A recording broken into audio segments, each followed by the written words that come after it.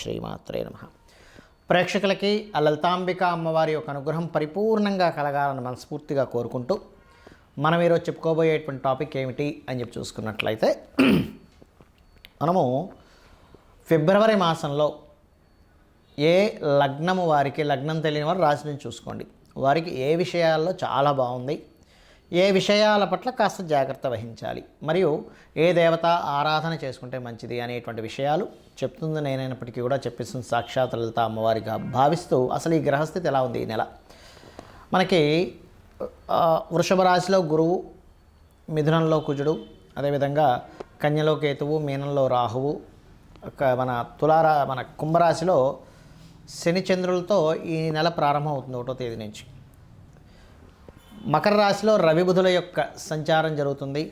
శుక్రుడు కూడా మనకి మీన రాశిలో ఉన్నాడు. అయితే ఈ యొక్క గ్రహస్థితి ఏదైతే ఉంటుందో, అంటే మకరం నుంచి కుంభం, కుంభం నుంచి మీనంలోకి ఈ ప్రయాణాలు అనేవి షష్టగ్రహ కూటమి కోసం వెళ్తుంటాయి ఈ గ్రహాలన్నీ కూడా. ఈ యొక్క గ్రహస్థితి ముఖ్యంగా ఏ లగ్నము వారికి ఎటువంటి మంచి ఫలితాలు ఇస్తుంది, ఏ జాగ్రత్తలు, ఏ దేవతారాధన అనేటువంటి మనం ఇప్పుడు తెలుసుకుందాం. కుంభలగ్నము, కుంభరాశి, కుంభం వారికి కనుక చూసుకున్నట్లయితే రాశిలో శని చంద్ర గ్రహాల యొక్క స్థితి ఉంటూ, మరియు బుధుడు రవి కూడా 13, 12, 13 తేదీల్లో మారుతున్నాడు. చంద్రుడు మాత్రం మారిపోతూ ఉంటాడు 12 రాసులకి కూడా 2.5 రోజులుగా మారిపోతూ ఉంటాడు. ఎందుకంటే 24 గంటలకు ఒక నక్షత్రం మారిపోతూ ఉంటుంది కాబట్టి చంద్రుడు ఉండేటువంటి నక్షత్రం. ఇక్కడ ప్రధానంగా మీరు 1, 2 తేదీలు కొన్ని ఏదైనా ఈవెంట్స్కి అది అటెండ్ అయినప్పుడు కొన్ని ఎక్కువ ఎంజాయ్ చేసి ఇబ్బంది పడుతుంటారు. అటువంటి విషయాల పట్ల కాస్త జాగ్రత్తగా ఉండాలి.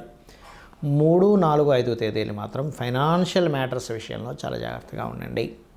ఈ 3వ అధిపతి ఎప్పుడైతే కుజుడు 5వ స్థానంలో ఉంటూ మరి ఇలా 6వ స్థానంలోకి వెళ్తున్నందుకు కొన్ని అగ్రెసివ్ నిర్ణయాలు తీసుకోవడం వల్ల ఇబ్బంది పడతారు. ఈ విషయంలో జాగ్రత్తగా ఉండండి.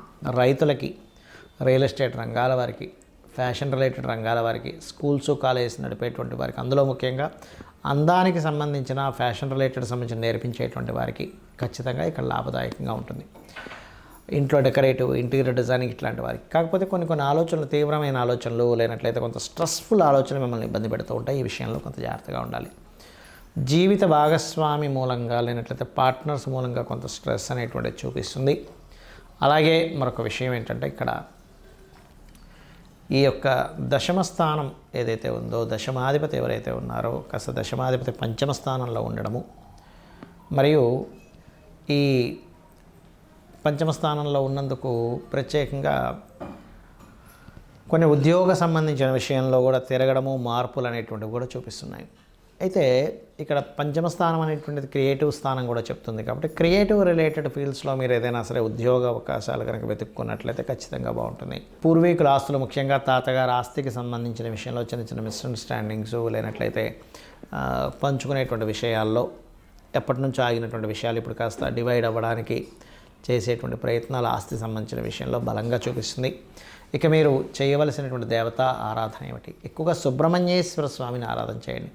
అప్పుడు మీకు ఆలోచన విషయంలో తొందరపాటు పడేదో ఈ డెసిషన్ తీసేసుకున్నాం అనేటువంటిది ఉండదు. అది ఒకవేళ మీరు ఇమీడియట్ యాక్షన్ తీసుకున్నా అది ఇబ్బంది పడకుండా ఉంటుంది. సహజంగా మీరు ఏంటంటే ఎక్కువ విష్ణు ఆరాధన చేయాలి. కుంభలగ్నం వారు కుజుడు వచ్చి చేరాడు కాబట్టి నరసింహస్వామి ఆరాధన, లేనట్లయితే వారాహి అమ్మవారి అష్టోత్తరము, సుబ్రహ్మణ్యేశ్వర స్వామి ఆరాధన, ఇవి చాలా చక్కటి ఫలితాలు ఇస్తుంది. దీంతోపాటు కుజకేతు గ్రహాల దగ్గర దీపారాధన, గోవులకి క్యారెట్లు, బెల్లము తినిపించండి, అన్ని విధాలు బాగుంటుంది. చాలామందికి ఎన్నో రెమెడీస్ చేస్తుంటారు. ఏ రెమెడీస్ చేస్తున్నా సరే అది ముందుకి కదిలినట్టే కదిలి ఆగిపోతూ ఉంటుంది. అది ఎందుకు అనేది అర్థం కాదు. దానికి కారణం మనం చూడండి, ఒక తలనొప్పి ఉంది మనకి. తలనొప్పికి సంబంధించినటువంటి ఔషధం టాబ్లెట్ వేసుకుంటేనే మనకు తగ్గుతుంది. కడుపు నొప్పికి ఒకటి, తలనొప్పికి ఒకటి, లేనట్లయితే అజీర్ణ వ్యాధి అయితే ఒకటి, జ్వరానికి అయితే ఒకటి, ఇంకో దానికి మనకి వైటమిన్స్ సంబంధించినవి ఎలా అయితే వేరువేరుగా ఉంటాయో, మొట్టమొదటిగా మనకున్న సమస్యని తీర్చడానికి ఏ గ్రహానికి చేసుకోవాలి, ఏ దేవతారాధన చేసుకోవాలని ముఖ్యంగా తెలుసుకోవాలి. మీరు ఇక్కడ పూజ చేసుకోవాలనగానే ఏదో లక్షలు వేలు ఖర్చు పెట్టేసి పెద్దగా చేస్తేనే భగవంతుడు అనుగ్రహిస్తాడు అనుకోవడం పూర్తిగా తప్పు. గుర్తుపెట్టుకోవాలి.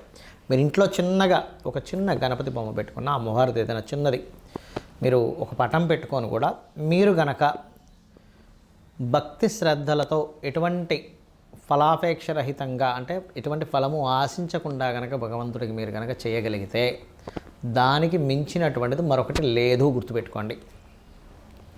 అయితే ఇక్కడ ఒక్కొక్కరికి ఒక్కో సమస్య ఉంటుంది. మీకు సింపుల్గా మీ యొక్క జాతక చక్రంలో మీ గ్రహస్థితి మీకు చూసుకోవడం తెలియదు కాబట్టి కొంతమందికి తెలిసి ఉంటుంది, ఆస్ట్రాలజీ పరిచయం ఉన్నవారు, కొంతమందికి తెలియదు. తెలిసిన వారు అదృష్టవంతులు, ఎందుకంటే వారు చూసుకొని చక్కగా వారు ఆ చిన్న చిన్న రెమెడీస్తో బయటపడగలుగుతుంటారు. తెలియని వాళ్ళకి ఏమిటి అంటే, మీ జన్మజాతకంలో ఉదాహరణకి శని పాడయ్యాడు, లేదా ఉద్యోగ సంబంధించిన విషయంలో ఎక్కువ ఇబ్బంది పడుతున్నారు అనుకోండి, చక్కగా ఏం లేదు, లలిత అమ్మవారి పటం పెట్టుకొని ఓం శ్రీమాత శ్రీ మహారాజ్ని శ్రీమత్ సింహాసనేశ్వరి నమః అనుకుంటూ కుంకుమతో ఇలాగ వేయడం, పూజ చేయండి. ఒకసారి అనుకోవడం ఓం శ్రీమాత శ్రీ మహారాజ్ని శ్రీమత్ సింహాసనేశ్వరి నమః అనుకోని కుంకుమ వేయండి, లేదా ఒక పుష్పం వేయండి, సరిపోతుంది. ఉన్న ఉద్యోగంలో ఇంకా ఇంప్రూవ్మెంట్స్ రావాలి, ఓం మాణిక్య ముకుటాకార జానుద్వై విరాజితాయ నమః అని చేసుకోండి, సరిపోతుంది.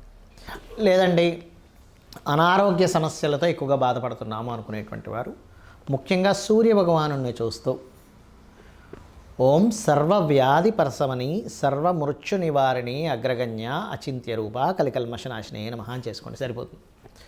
పేరు ప్రఖ్యాతలు రావాలి, సూర్యభగవాన్నే చూస్తూ ఓం భానుమండల మధ్యస్థ భైరవీ భగమాలినే నమః. అయితే మీరు చేసేటప్పుడు సూర్యుల్లో అమ్మవారు ఉంది అనేటువంటి భావనతో చేయండి. ఇంట్లో పూజ చేసేటప్పుడు అక్కడ ఏదో పటం ఉందని కాదు, సాక్షాత్ అమ్మవారు అక్కడ ఉంది, ఆ అమ్మవారికి నేను చేస్తున్నాను అనేటువంటి భావనతో చేయండి, ఖచ్చితంగా ఫలితం వస్తుంది. ఏమి ఆశించకుండా మీరు చేయండి, ఆటోమేటిక్గా ఫలితం వచ్చేస్తుంది. పంచోపచార పూజ అంటుంటారు, తెలుసు కదా, గంధము, పుష్పము, దీపము, ధూపము, నైవేద్యము, ఏ నైవేద్యమైనా పెట్టచ్చు, గుర్తుపెట్టుకోండి. ఇదే పెట్టాలి, ఇది పెట్టకూడదు అనేది ఏమీ లేదు.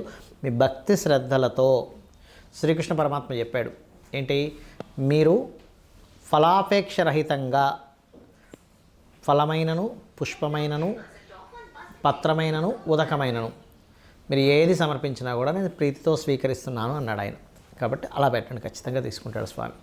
మరి అదేవిధంగా మరి కొంతమందికి వివాహం అవ్వదు, అలాంటి వారు తెల్లటి పుష్పాలు ఎర్రటి పుష్పాలు తీసుకొని అమ్మవారి ఫోటో దగ్గర లేకపోతే యంత్రం ఉంటే యంత్రం దగ్గర చక్కగా మీరు యంత్రం సంబంధించిన కూడా కొన్ని చెప్తాను నేను మీకు తర్వాత వీడియోలో. అక్కడ చక్కగా ఏం చేస్తారంటే మీరు ఒక్కొక్క పువ్వు వేస్తూ ఓం కామేశబద్ధ మాంగళ్య సూత్రశోభిత కందరాయే నమః అనుకుంటూ చేయండి. లేదండి మా దగ్గర పుష్పాలు దొరకట్లేదు, లేకపోతే అంత పొద్దున్నే లేదు అంటే అక్షింతలు వేసుకుంటూ కూడా చేయవచ్చు, అందులో ఎటువంటి సందేహం లేదు. మరి అదేవిధంగా వివాహ జీవితం బాగాలేదు, అలాంటి వారు చక్కగా మీరు ఓం శివకామేశ్వరాంకస్త శివ స్వాధీన వల్లభాయే నమః అని చేసుకోండి. లేదంటే బిజినెస్లో మేము రాణించలేకపోతున్నాము, అటువంటి వారు ఓం ఇంద్రగోప పరిక్షిప్త స్మరతూనా భజంగికాయై నమః. ఫైనాన్షియల్ గ్రోత్ రావాలి, ఓం సంపత్కరీ సమారూఢ సింధుర వ్రజ సేవితాయే నమః. ఆ రకంగా మీరు ఎంత చేసుకుంటూ ఉంటే అంత చక్కటి ఫలితాలు మీకు రావడం జరుగుతుంది. అలాగే మరి కొంతమందికి అప్పులు ఎక్కువగా ఉంటాయి, వాళ్ళ రేపు అప్పుల బాధలు చాలామంది పడుతున్నారు, ఓం అపర్ణాయే నమః అని చక్కగా బిల్వ దళాలు కనుక మీ దగ్గర ఉంటే ఒక్కొక్క బిల్వ దళంతో అమ్మవారి దగ్గర పెడుతూ ఒక పుష్పము బిల్వదళం కలిపి చేయండి, ఖచ్చితంగా మీరు అప్పుల బాధల నుంచి బయటపడతారు. అయితే ఇక్కడ ఏంటంటే చాలామంది